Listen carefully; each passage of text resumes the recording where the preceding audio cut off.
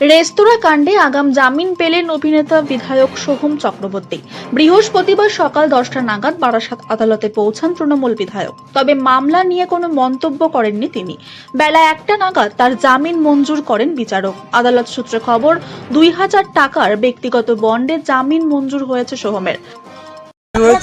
আমার অ্যাকর্ডিংলি এখনো অর্ডার কোনো পাস করেননি, উনি দুটোর পরে অর্ডার পাস করেন। কিন্তু তাহলে বেরিয়ে যাচ্ছে কিভাবে? মানে এতক্ষণ ধরে পিপি উনি থাকবেন, এখানেই থাকবেন। কে থাকবে? উনি থাকবেন, ডিএম অফিসে কাজ আছে, ওখান থেকে কাজ করে আসবেন। সোহম চক্রবর্তী তো অভিযুক্ত, অবভিয়াসলি হ্যাঁ, তাকে ক্যালেন্ডার করে বসে সে কি থাকতে এইভাবে বলা বেরিয়ে হয়েছে। কোর্ট থেকে যেহেতু বেলেবেল সেকশন, সাবসিকুয়েন্টলি উনি আছেন, উনি আমাদের চার্জে রয়েছেন, অ্যাডভোকেট চার্জে নিয়েছি, সুতরাং আমরাই আপনাকে একটা বিতর্ক তৈরি হচ্ছে, উনি নির্বাচন পিপি রুমে বসেছিল, আদালতে পিপি অফিসে বসে থাকতেই পারে, তাতে অসুবিধা করছে। এখানে তো বেলেবেল সেকশন